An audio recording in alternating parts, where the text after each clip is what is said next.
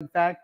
And let me just start here by saying that in the history of the amazing Maryland STEM Festival, the seventh annual STEM Festival, never before has this address on this evening been given by some guy in his kitchen. That's right, ladies and gentlemen. Here you go, right here in the kitchen. Now, it's not actually my kitchen. These people are going to be so angry when they find out that we were just house sitting and we did this. Now, this is the house that we use in Littleton, Colorado for our television show DIY Sci. And before COVID hit, this house was filled with cameras and people, and we were shooting the television show. Well, then all things changed, except we stayed standing here, right there. And this is pretty much where I've been. So I am so excited. So if you happen to run over to Instagram and you look up at Steve Spangler and you go, wait, I've seen this before, or you head over to TikTok or Facebook, and probably not so much on YouTube because you're seeing Spangler Effect, some of those other things. This is kind of where we are, and so this is where we get to spend the next 45 minutes together celebrating that thing that we call STEM. Now, a lot of people, well, you know what? This is a big show, so I think I should start it properly, all right? Not just the book on fire, I mean the right way. So, all right, here we go. I think I've got everything that we need. Here we go. Now, a lot of people know what happens if you take a balloon and you hook it to helium, right? So you blow up the balloon, tie it off, let go. Helium, being less dense than the air around us, floats up into the air. Now, if you were to inhale that helium, right? Don't try this at home. If you were to inhale the helium, it changes the sound of your voice. They say the timbre of your voice because it's less dense than the air. It's 6 times less dense than the air around us. But what if you had a gas that was 6 times heavier than the gas around us? Don't get ahead of me. It's the perfect way to start the big show. All right. So here we go. Do you understand why I have a hard time getting through security? All right, here we go. Oh, good. Looking good, looking good, looking good. Nice. It's going to be perfect. Right down to the very end of the tank. Never waste a drop. This is good. Higgins is off camera right now, but Brian Higgins is controlling everything. Higgins, this is the big sound. Ready? Here we go. Ladies and gentlemen, welcome to the big show. I like that. Oh my gosh, my voice really did change. Hold on just a second. Hurry. Hold on. Higgins is supposed to change, but hold on. I'll take another one. Here we go. Luke, I am your father. I think that's the best way. No, it's not. Hold on just a second. I need to get some oxygen. I just don't want to pass out on. Oh! Higgins, I'm back. No, I'm not back to normal. Yeah, hold on. I'll get it all out. There is the way to start the show. Okay, sulfur hexafluoride. The very first time Phil was nice enough to mention the Ellen DeGeneres show. The very first time I was on the Ellen show, that was the very, very first demo we ever did. Out on stage for the very first time, it was, hey, do this. And when the first words out of her mouth, her voice didn't change. That means a little bit of that gas that was there came out first. That was just her regular air. She says, I'm not, and everything was fine. I thought, oh no, it didn't work. Very first, and it did. So the second word was like, and then she couldn't believe it, and we were hooked. That was 14 years ago. We're heading back for the very last season of the Ellen Show. We're taping here in a couple of weeks. It'll air in December, and then for the very, very last show that we'll have at the end of the season. So anyway, had to start with an oldie but goodie. But you know what? I have been here in this place so long that if we were in person, I don't know what I'd do because I'm just really used to pardon me, just Higgins, you wouldn't happen to have any go get some coffee music, would you? Like if I was just going to go get some coffee, would you happen to have some music? Hold on, just a little cup of coffee, if you don't mind. Even if you are hearing music, it's okay. Are you? No, I'm back again. Hi, everybody. Well, see, here's the thing: is it not only can you get some coffee? Wait, hang on just a second. You need a little creamer, right? So a little bit of creamer would be great. The problem is, you have a little creamer, you have a little coffee. You're going, really? Are you going somewhere with this? Yes. You need a spoon. And I told you this is kind of a television set, not really a real house. I mean, it's a real house, but there's not those amenities. So if you don't have a spoon, do not worry. You're probably a STEM person. You can figure this whole thing out. Here's what you do. Just go and get yourself a board. It's not a big deal. So you get a board like this. So there's the board, and then just drill the holes in the board. Honestly, this is so much easier than carrying around a spoon, right? And then now it becomes like a tray. See, it's a serving tray. And now you just take your coffee. Who thinks this is a good idea? There you go. And now this is going to be the perfect way to mix the coffee, which brings us to our first learning objective if you happen to be taking notes, and that is don't try this at home. Try it at a friend's home. That's right. So, and this is not our home, so that's perfectly fine. All the decorations from Halloween are down. Are you ready? Isaac Newton would be proud. An object in motion stays in motion until a force acts upon it. You just don't want gravity to be that force in motion. It's that center-seeking force. Oh, and the crowd goes wild, ladies and gentlemen. No, seriously, crowd goes wild. Thank you for the sound effect there, Higgins. I appreciate it. Thank you so much. Funny how it works. I know some of you are like, seriously, there's got to be a better way. And I'm sitting here going, you know what? Learning objective number 2, anything worth doing, that's right, is worth overdoing. So that's why we need to have 3 glasses. Why wouldn't you? So 3 glasses, not a bad idea. There's number 1. Here's number 2. Now, it should be fine. And I think that when we're putting together a science demonstration, it's the mark of any good science demonstration. And that is, there's always this element of surprise, right? Now, you know, it's no harder doing 3 than it is 1. But when you do the demonstration, you got to work on presentation. If there's anything I can share with you that I've learned over the 25 years is that while everybody seems to do the same experiments over and over and over again, or at least it seems that way if you flip the channel, how old am I to do this? If you flip the channel and you see science people doing things, you see lots of elephants, toothpaste running around, and it's not the demonstration, it's the way we communicate the demonstration. So that's why I think those main learning objectives of STEM, not really science, technology, engineering, and math, I think it's all about communication, collaboration, critical thinking, and creativity.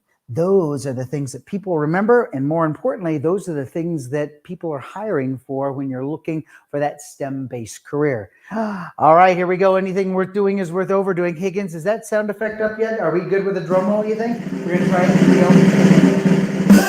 Nice, John. Give me another. Here we go. Hello. Now everyone's, here we go. And once around, and thank you very much. The crowd goes wild. No, thank you. No, thank you very much. Thank you. All right. There it is, ladies and gentlemen. The old spinning cups. An object in motion stays in motion until a force acts upon it. You know what? We're going to come back and revisit this because I believe in circular construction. So you just wait. We'll head back with some things to do. I wanted to try a couple things I picked today. You go, how do you pick the demos that you want to do for this little presentation? And the way I pick the demonstrations is I look through it and I go, I wonder what you might try at home. Because here's what we say, if it gets to the dinner table, you win.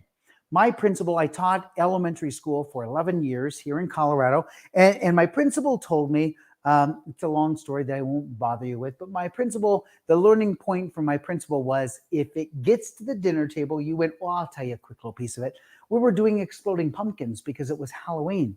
And so I had the exploding pumpkin on the table, and the pumpkin explodes. And of course, you know, the hydrogen peroxide inside, it oozes everywhere. And we did all these. Oh, can I just show you one thing that I don't know if we have one or not. Here, let me take a look and see. We might have. Oh, yeah. Look at this.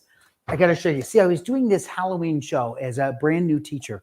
And I noticed that our school nurse had made this comment during a staff meeting. Our school nurse said, you know, when the kids come to me, they're never happy and excited. They're always like sick and puking and everything. She says, you must be great to have your job because the kids are so excited. And I thought, well, that's not fair at all that she wouldn't get that. So I racked my brain to think of what would be fun to later on, I was told this was a disruptive behavior, but up until that point, good idea. So here's what I did. I went to Party City or one of those places, and I found cups like these. So see these plastic cups? They're kind of rigid, and they'll crack. That's exactly what you want. Okay, it's not science. It's all part of the presentation.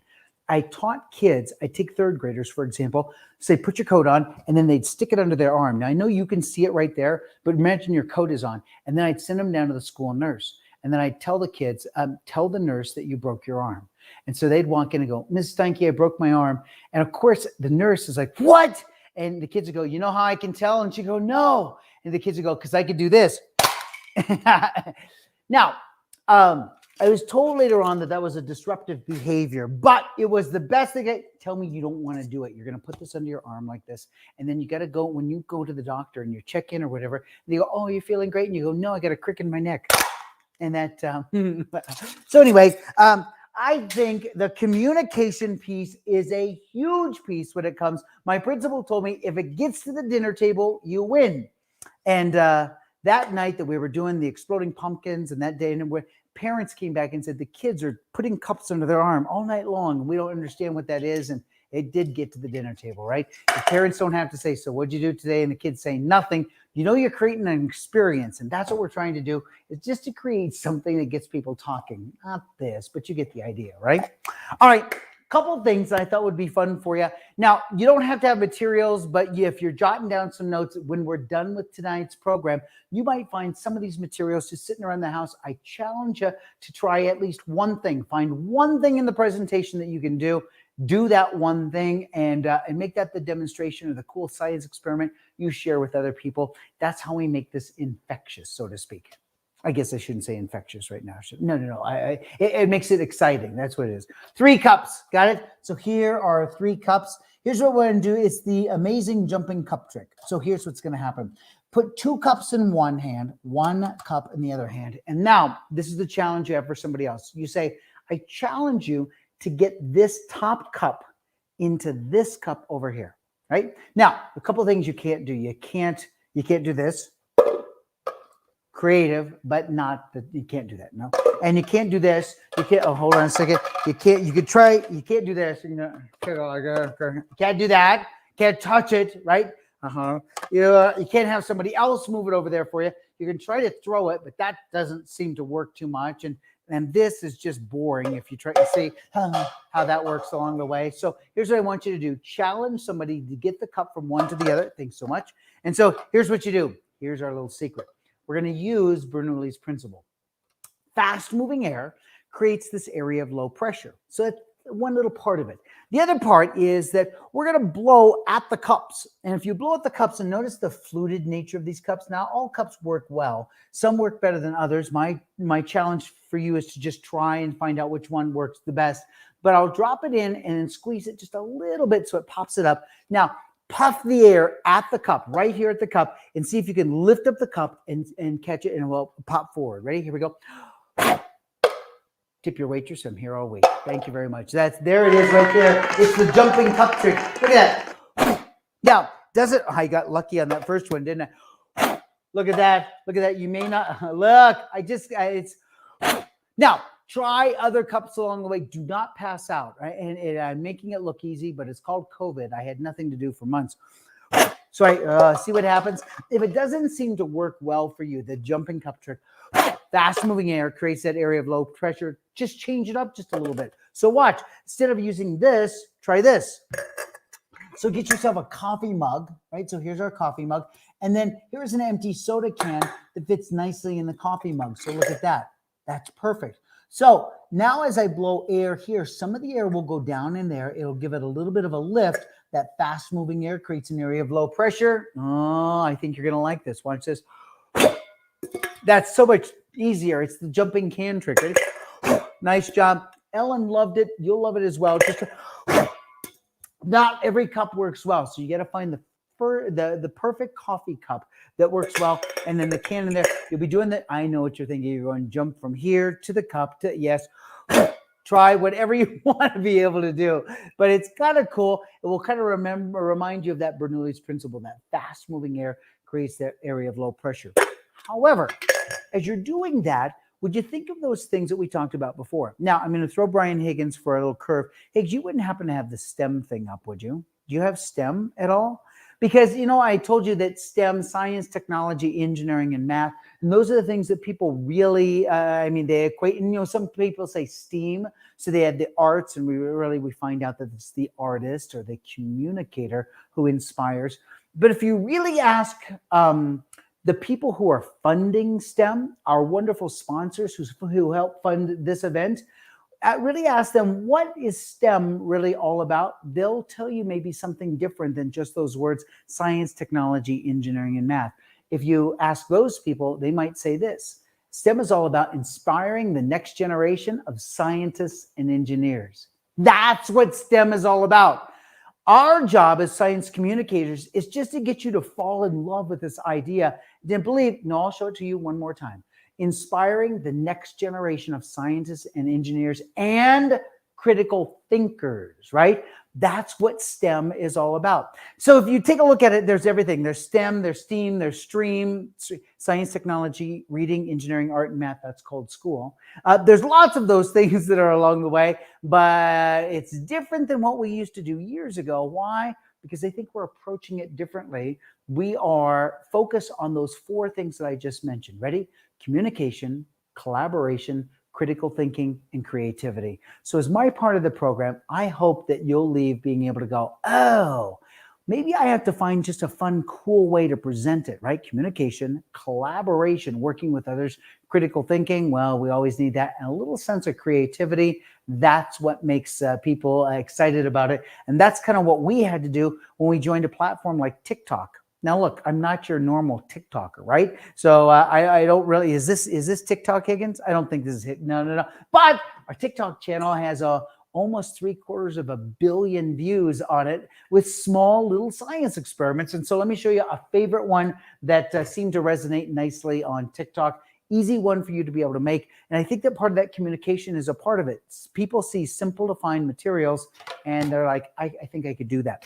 We're sticking with that cup theme because I think it's kind of fun to take one thing and take it to ad nauseum. All right, so here we go. Here are our cups. We're going to do the flying cup trick. You just saw the jumping cups, but this is the flying cups. So notice what we have here is we have styrofoam cups. My challenge to you is to try a whole bunch of different cups.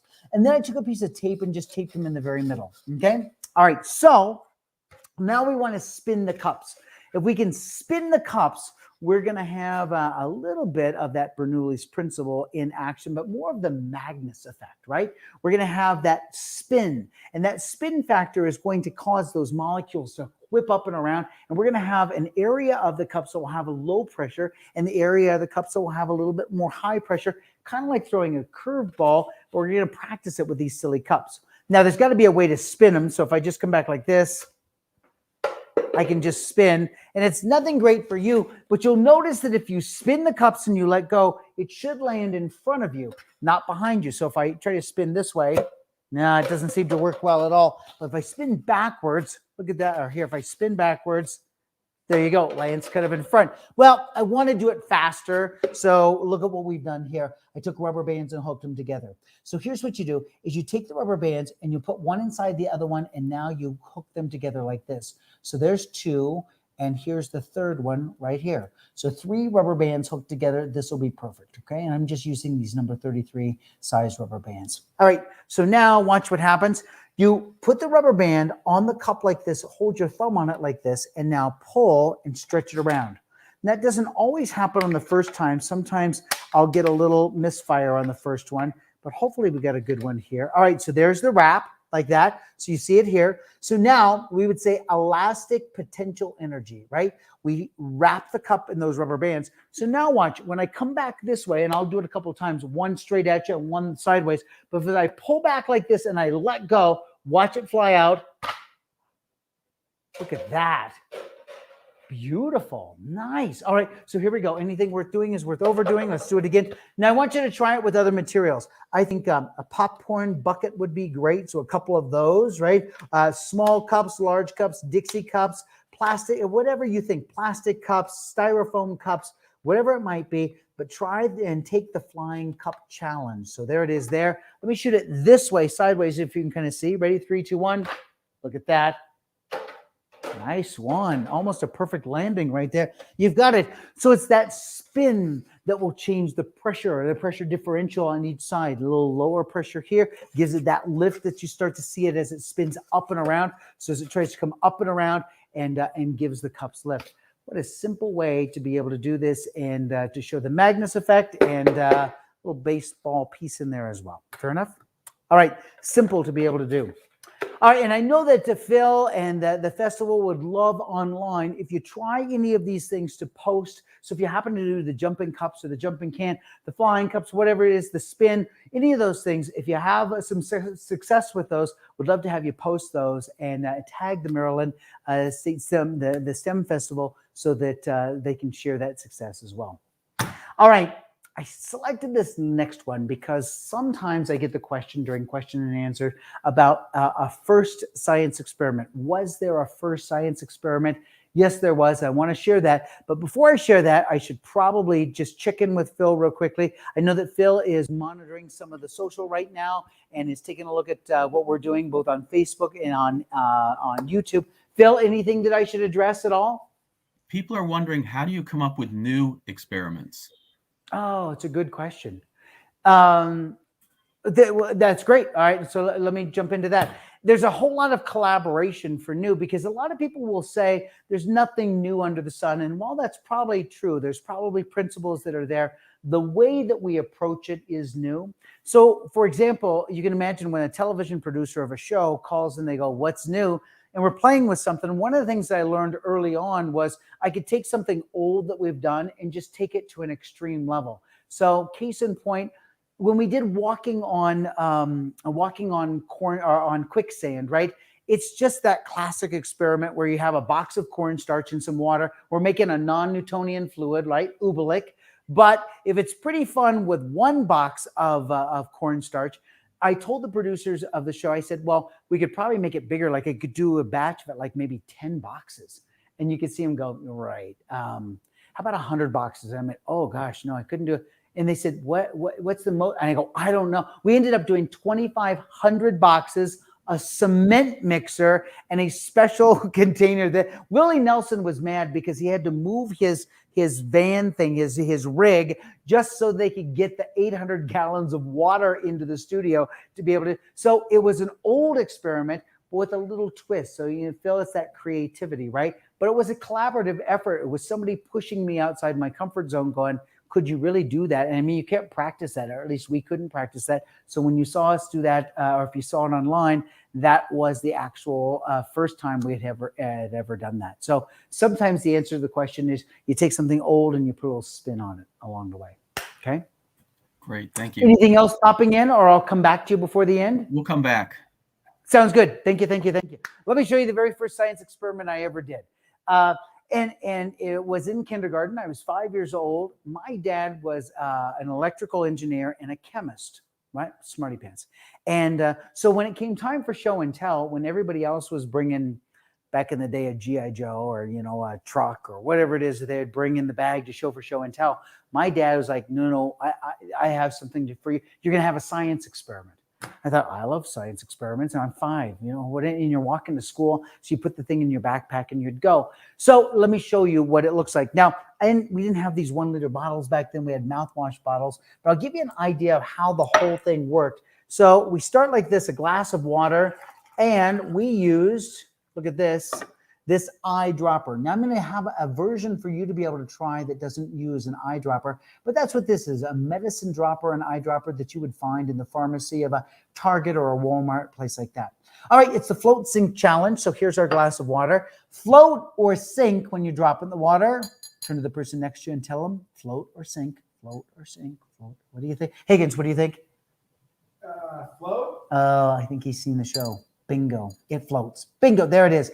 Because there's a little cavity there that has air. But Higgins, you did a nice job. Good job. So now if you squeeze some of the air out and you draw some of the water in, I've now changed the mass, right? It's a little heavier. So now what? Oh, look at that. And if I were to squeeze out a lot of the air, let me see if I could do that. I'll turn it upside down. Hold on. Let me see if I can get a lot of the air out and a lot of water in. It sinks. So too much water, it sinks. Not enough water, it will float. There's got to be a happy in between. That looks like a pretty good happy in between. See how that works? So that's exactly what I learned how to do. It was a density experiment. My dad said I was supposed to explain all this during the show and tell, but you'd open up the bottle like this, and then you put the eyedropper in the bottle so it floats. Good. And so now you'd fill it up like this. Good.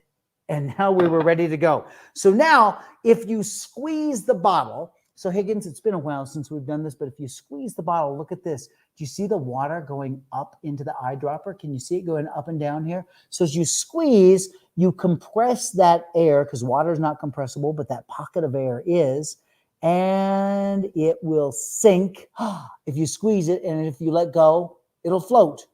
It's called a Cartesian diver. Little did I know that it was a classic. I'll even put this here so you can see behind a little easier. Look at that.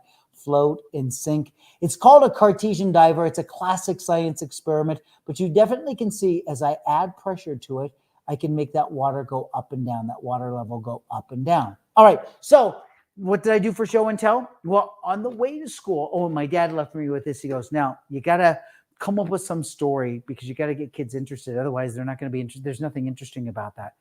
So on my way to school, I was thinking, what could the story be? What could the story? And then discovered it. Bam. Look at this. Here's the story. So the story is this. I told kids on the playground before we even went into school, I said, I have a way to test if you have a magnetic finger. And the kids are like, what? You go, yes. Like, there's nothing magnetic about this. Why I even said that, I have no idea. But I said, if your finger is magnetic, when you get close to the eyedropper that's in there, it'll follow your finger down. Like, watch, my finger is magically magnetic. So watch this, see? And here, okay, look at, see how it follows up and down like that. I can cause that to go up and down in the bottle. I'm just squeezing the bottle, right? But I didn't tell them that, and nobody noticed. And so kids are like, I want to try.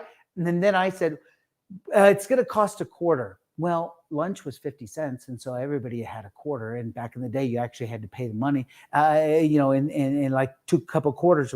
So kids would give me $0.25 and then they would try. And most kids that you liked would be able to go up and down. And if you sometimes didn't, I made $3.75. I had to give it back that day. So that was my fault. But did I get them engaged? 100%. I found out the story would do it. Look at this. And so you can play it that way, and it goes up and down as you squeeze. So you remember the communication part that I talked about? Part of that is making up the story. Well, try this. If you don't have that eyedropper and you still want to try this, let me change this. So whenever for the rest of your life you go to Taco Bell, you're going to think about this. So I don't know if that's good or bad, but look at what I did. Well, let me see if I have a sauce in here. So we might have, no, sometimes you can use others. Sometimes, see, in the refrigerator, I keep sauces that seem to work. So all of these seem to work along the way, one way or another. Oh, there's a fire sauce from Taco Bell. This seems to work well. You want something that will float, of course, and they will, but I need to weight it down just a little bit. So look at what I did is I added, you can see on the back here, I added a paper clip to that. So if you add a paper clip, you add some weight to it. Now, this is a different kind of Cartesian diver. And why is it different? Because you can't cause water to go inside that little packet that's right there.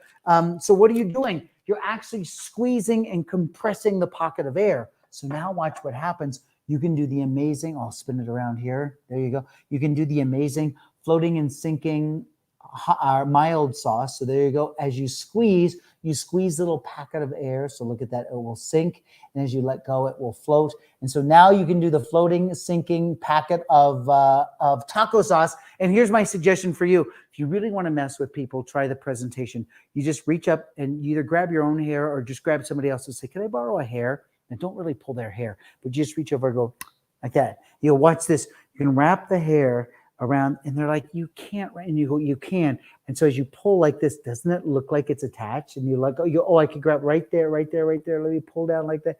See, really looks good, doesn't it? You just gotta pull it down like this and then pop it off. And you keep, and people are like, how in the world did you do that? And as a teacher, if you're a teacher, I'm going to give away a secret. Fair enough. It's like a magician giving away a secret. As a teacher, when we get our students to go, wait, how did you do that? You see that leaning in? That leaning in means that you're engaged. And when you're engaged, it's our chance for us to be able to give you more. And as we give you a little bit more, you're like, what is that? And so that's our secret, our way of being able to do it. And sometimes you'll do it with presentation as well. So take a look at some of your favorite science experiments online. I bet you like the presenter as much as you like the experiment because he or she engages you in such a cool way. All right. You know what I wanted to show you is I found a couple things that have been sitting on the shelves that I haven't done for a long, long time. And so I wanted to bring them out. And especially since we have a change of the seasons right now, a little change in the weather, I thought this would be kind of fun to take a look at as well. So take a look at this. Here are the materials you're going to need for this. We're going to switch up and use a 2-liter bottle this time. So there's our 2-liter bottle. And what I'd like to do is a classic experiment called a cloud in a bottle. Now, we'll go back to Phil here in just a second and answer a question, but I'll bet you if somebody asks, how do you come up with experiments? What's your favorite experiment? How about that question? Have you ever had an experiment that doesn't work? And the answer is yes. And it taught me a very valuable lesson, never to take an experiment into my kids in class and not practice it ahead of time, because I had read about this in a very old science demonstration book. And in front of my kids, I thought this would be a great idea. I'll just do the classic cloud in a bottle trick. And so here was the formula. They said, get a bottle and add a little bit of water to the bottle. So that was no problem at all. You'd add a little bit of water to the bottle. And now you want to get that water to evaporate as much as you can. Got it? No problem at all. And then they said, strike a match and blow out the match and put some smoke in there. So just a little bit, you want some smoke particles. Seal off the cap, or seal off the bottle with a cap, and then squeeze as hard as you can. Hold it for 3 count and let go, and a cloud will appear in the bottle. I did it hundreds of times and it doesn't work. I thought I wasn't squeezing hard enough. I thought I had to have more smoke. Theoretically, I guess I didn't even see that it really did. There was a little condensation. The whole idea was to go from high pressure, those molecules that were evaporating, rubbing against each other, to a low pressure. They would condense on a particle that was in the bottle and form a little cloud. Well, it just wasn't. I wanted a cloud. I mean, if you're telling kids you're making a cloud in a bottle, there better be a cloud in the bottle. So I re-engineered it for a new cloud in the bottle. So let me show you a new way to be able to do it and all the materials you'll need. We're going to stick with the bottle here, but instead of using water, the water won't evaporate fast enough. I wanted to think of something that would evaporate a little faster, and this evaporates a little bit faster. It's rubbing alcohol.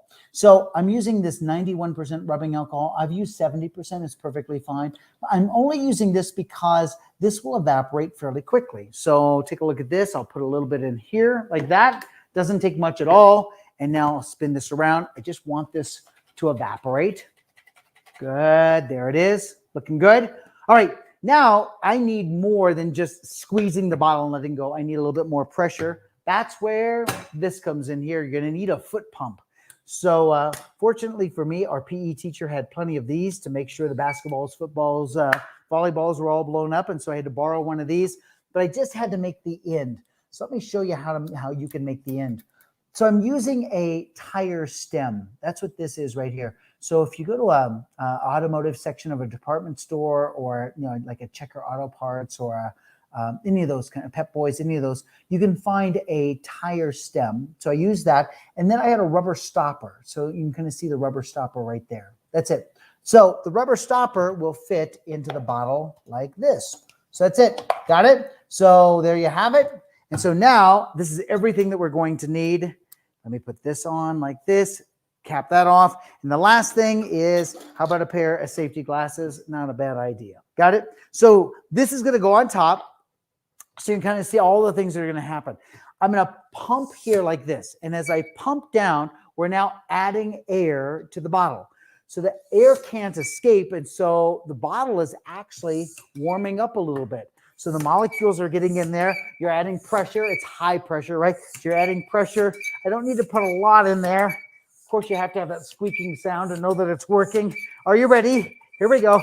3, 2, 1. High pressure to low pressure. Bam. Now that is a cloud in a bottle. Look at that. Isn't that cool? There's no smoke particles. There was nothing. We went from high pressure to now we released it. Those molecules condensed, made the cloud. Look at that. It's like morning fog. Now, in order for a morning fog to burn off, a meteorologist will tell you that many times you go from a state of low pressure to high pressure. So let's see if we change the pressure at all, if we could make the fog disappear. So watch. As we increase the pressure, those molecules, oh, look at that. We're adding more. Look at this. There it is. Clears up. Man, does that look good.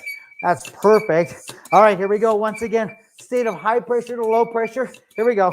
3, 2, 1. Bam. And there is your cloud in a bottle. So a great example of an experiment where it didn't work for me for a long, long time. And that's that stem part, right? You got to come back to it and you got to approach it maybe sometimes from a little bit different angle. And as you approach it from a different angle, you get to see it a little bit differently. And you say, what's the problem? Well, it was that evaporation. So the secret and what we really needed there was to find a way for it to evaporate a little faster. And that rubbing alcohol will do it every time. Okay. So another thing to be able to try if you're heading to the garage and you're trying to come up with one of these cool things to do as you post. Hey, Phil, let me ask you, not only is there a question, but if our viewers wanted to try one of the experiments and they wanted to post it on social, what hashtag are you using so that you're kind of collecting those and other people can kind of see what they're doing? What would we use? Our hashtag is MD STEM Festival. Good. And MD STEM Festival, right? People are wondering, would you like to go to space like William Shatner just did? And if so, what experiment would you like to do in space? That's an awesome. Answer is an emphatic yes. I would love to be able to do that. And all right, I have one for you. Like it's a setup question. That was not a setup question at all. Higgins, see if you can find a penny. I've got a balloon. If I can do a clear balloon, and I got it. Look at this. I got it. Here we go. This is what I would do, Phil. That's a great question. I've talked about this. Most of my work today is in the area of professional development for teachers. So I like to work with teachers on creative ways to get their kids engaged and excited, which we call it the science of engagement. And so I was kind of thinking if the first teacher in space, this is what I wanted her to do. But if you pose the question to me, I would love to take that as an idea as well. So I need my, did I have my penny there for a second? I just got so excited about, there it is. I got so excited about a penny. There it is. But watch this. So here's what you will need. Here is the penny and here is the balloon. So this is a clear balloon that, again, found at like a party store or whatever. Put the penny in the balloon like this, and let's talk about centripetal force. So what I'd love to do is to have people back on Earth do this with me. So if I was up there and we could broadcast, I would do this, you would do this, and we'd compare the difference. And it's a great experiment to try anyway. It's one of those that you'll do forever for the rest of your life. It's the perfect party favor. One of those things to talk about centripetal force. So watch this. There's the penny inside. Now we say it's like that circus stunt. There was that, they called it the cage of death. And it was a person who was on a motorcycle and they go vroom, vroom, back and forth in this globe, the cage. And it was like a globe and they'd spin around. It was just like that thing that we were just doing with the tray of water, the glasses in the water. Well, now it's like this. So watch. You try to get the penny to hop up on its end and spin around in the balloon. Well, the way you do it is you put your hand on the balloon like this, give it a shake, and then spin. Watch. There it is. Look at that. Do you see it spinning right there? Mm-hmm. The penny is just going around and around and around. Now, the reason I would want to do that in space and have people do it down here on Earth is I would like them to compare and to be able to look into the camera and say science is about comparing. And of course, my penny in space would keep going and going and going. But here on Earth, it slows down because of gravity and friction, right? I have friction as well, but I am in microgravity. And so mine would just keep going and going and going. So I would love to see the comparison. So much of the time, what a great question. So much of the time, I think that people use the term we're doing science or a science experiment when really they're just doing a party trick, and dropping Mentos into Diet Coke, an awesome party trick. It takes a human being to turn it into an experiment, right? So if you drop the Mentos in and it shoots up in the air, it just takes a person to be able to go, let's do it again, but this time let's compare 7 Mentos versus 5 Mentos versus 3 Mentos. And once you set up the comparison, then you at least have something to talk about with the results, right? Otherwise, we're just doing a party trick. Well, the same thing here. So to be able to compare what it would be like up in space and what would it be down here on Earth, I think would be a fun comparison. All right. Did I answer the question, Phil? Yep. Anything worth doing is worth overdoing. So Phil, watch this. I'm going to do that. Watch. I found that the hex nut. Higgins is like, you're off script, Steve. You're doing things that you said you weren't going to do. Watch. Here is another balloon. This time I'm going to use a hex nut. This is the world's most annoying science experiment. It's the screaming balloon. We just got done doing it on Halloween. Centripetal force. An object in motion stays in motion until a force acts upon it. Watch this. Ready? Here we go. Listen to that. We get the addition of sound because that hex nut isn't perfectly round. I know this is great, isn't it? This is a really fun toy to have in the car. Your mom and dad, they love it if you would just sit in the back of the car and they're gonna reach back and pop it and go, I'm never letting you watch that Steve Spangler again. I understand. That was the fun question. Thank you, Phil. I appreciate it. All right, let me see if I can sneak 2 in and then we'll wrap up for you. Fair enough. I pulled this out in the back and some of you were looking at this on the stove going, what is that? I wanted to show you, since we had the question about how do you come up with a science experiment, let me show you a science experiment that I invented at IKEA. That's right. I go to these really fancy science stores like Home Depot, Lowe's, Harbor Freight, IKEA. This is completely from IKEA. All right. And I would ask you, and joking around, we say, don't try this at home. This is one of those that, of course, requires supervision. But let me see if I can set the whole thing up for you. So here's what we're going to need here is I've got my tray and I've got safety glasses over here. So it looks like we've got everything that we need and our lighter and our lighter fluid. I think we're all ready. This looks like the makings of a good experiment, don't you think? All right, or at least a demonstration, in Colorado, we've been devastated by forest fires. And now I'm in Littleton, Colorado, but south of us is Colorado Springs. And they had video and they showed viewers of a fire that jumped across a highway, a 4-lane highway. And it's not a big highway, but jumped across. And this highway was covered in trees. So trees on this side of the highway, trees on this side of the highway. But the firefighters, I'm sure they thought they had a break that was there, a fire break.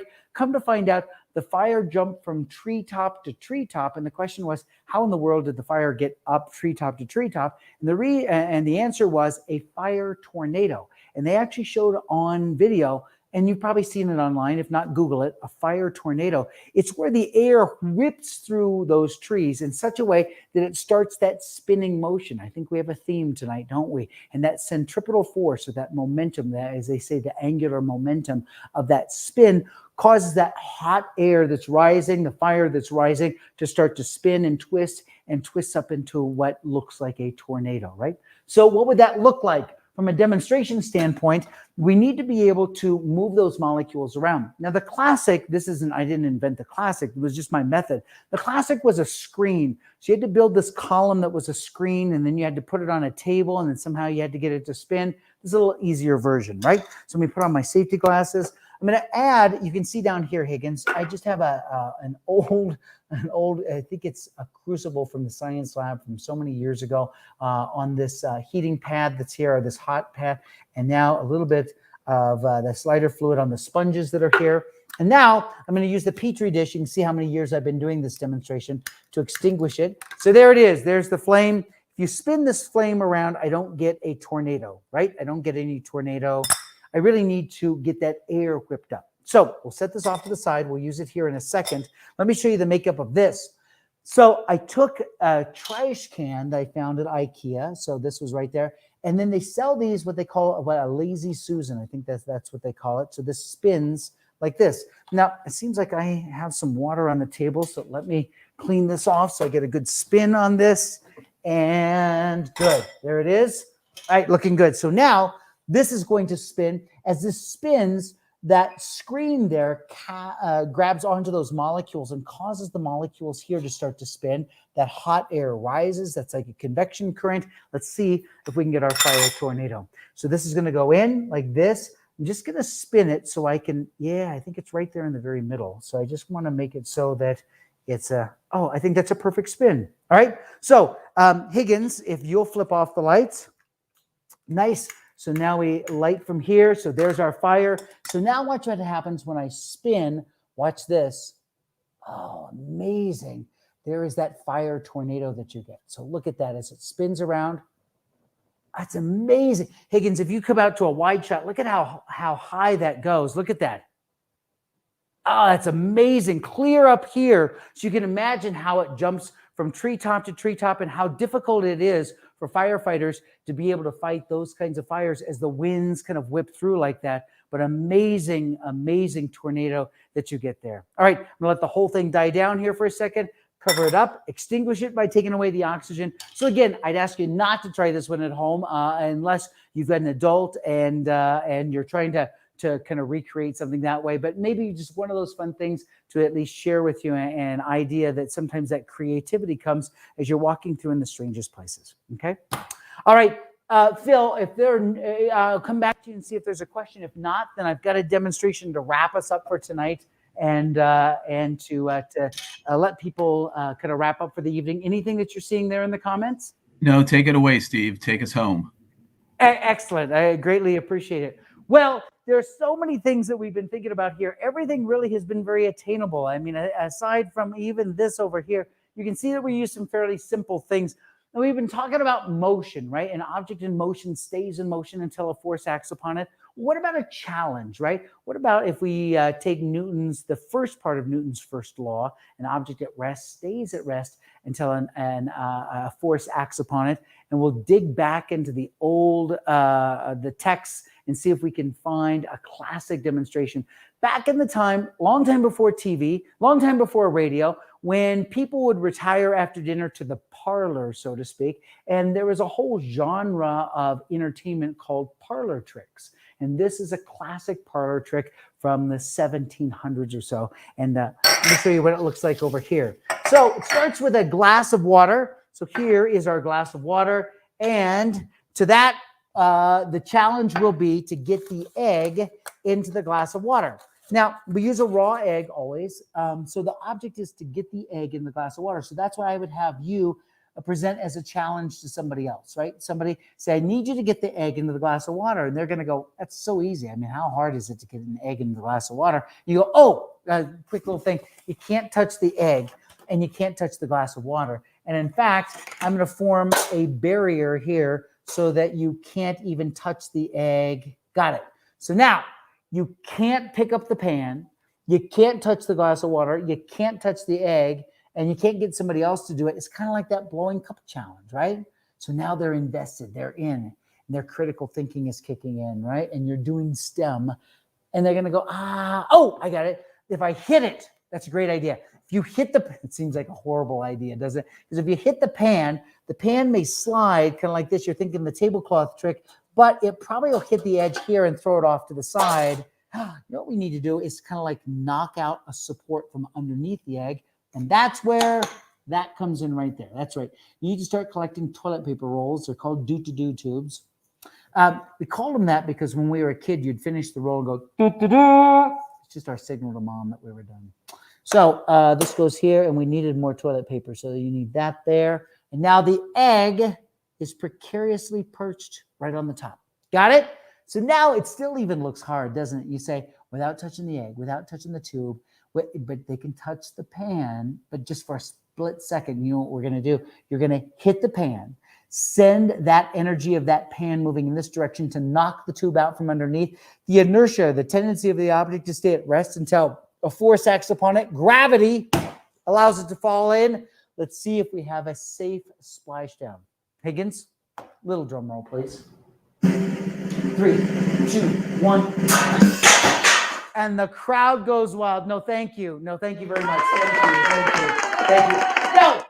Now, if you were watching it all, you know that I said anything worth doing is worth overdoing. That's correct. So that's why for the big finale, Phil, 3 glasses. Why wouldn't you? All right. So there's our 3 glasses here. And how about a little water in each of those glasses? There's number 1, looking good. Here's number 2, great. And number 3, a little brightly colored water never hurt. And now it comes into the next problem, and that is their pan. You got to find a pan. Who would have ever known that your local fast food company supports your STEM adventures? Okay, don't take one. Just ask if you can have one. Borrow one, whatever. But you take the pan and you put the tray right there. You got it? So we substitute the pan for the tray. And now we just have to get the do-to-do tubes lined up. So here we go. There's number 1. Not bad. Here's number 2. Nice job. And number 3. All right. Don't try it at home. Try it at a friend's home. Anything worth doing is worth overdoing. Communication, collaboration, critical thinking, and creativity, the real elements of STEM. Look at that. Let's see. Now, we're kind of hedging our bet a little bit because if we get none of them in, well, you won't be happy. One of them in, you go, well, that wasn't so bad. 2 of them in, oh, that's pretty good. Still a D. 3 of them in, that's amazing. And it's a pretty good way to finish up the show. Okay, are you ready? Higgins, I would hope that you would have a bigger drum roll, would you? All right, and if you want it, wait, Higgins. Oh, it's already going. It's already going. I should just say, if you want to see Higgins, take a look at Higgins on DIY Sci. All right, so just take a look on our YouTube channel or our Instagram or TikTok. You'll see Higgins along the way. A lot of people are like, is Higgins real? Ray Higgins is real. Take a look at some of the crazy things that he's done on DIY Sci. I was just icing the kicker, Higgins. Okay, got it? Big drum roll. Ready? 3, 2, 1. And the crowd goes wild. 3 eggs in. Ta-da! Now, aren't you very glad that somebody taught you how to make this big of a mess in the kitchen, right? Hey, I just want to say thanks. Huge thanks, Phil. Huge thanks to the Maryland STEM Festival. Thank you so much for inviting me to be a part of this. You guys are absolutely amazing. I'll wear my shirt with pride, my hat outside. I've got stickers for the glasses, stickers for the refrigerator. I think life's going to be good. Phil, I can't thank you enough for inviting me to be a part of this. Thank you, Steve. We very much appreciate it. And we'd like to hear what you think of Steve's performance. So here's a QR code which will take us to a survey so we can get your feedback on the show. And we also want to remind you that the festival goes through November 14th. Tomorrow at 3:30, our program, we mentioned space, about NASA and their use of lasers for communications. So check that out tomorrow at 3:30. And again, thank you so much, Steve. It was, as always, an amazing performance. And I'm sure everybody that watched learned something. Thank you so much. You're very nice. Thanks so much. Thanks, everybody. We'll see you on you. TikTok. Thank Take you. care. Bye. Bye-bye. Bye.